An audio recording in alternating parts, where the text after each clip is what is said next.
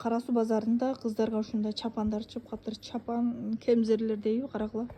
Сонун экен, 250 сом вообще арзан го.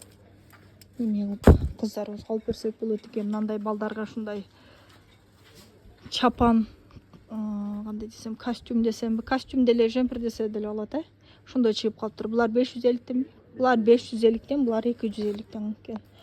Сонун болуп карагыла. Өзүбүздүн ушундай оймой чиймелүү жилет, камзир, костюмдар өлө өнүгүп кетип атат го, сонун болбойбу? Бул кичинекейлери 200дөн, мына чоңдору 250, 350 болуп кетет экен. Мына кичинекейлери 250, чоңдору 300 экен. Карагыла, сонун экен. Жумшак бамбуковый материал го, тем более жеңил экен. Кара Суу базарында ушул неме катарды билсеңер керек, чапандарды саткан катар. Кыргыз андай чоң кишилерге, аялдарга да бар экен бул жакта.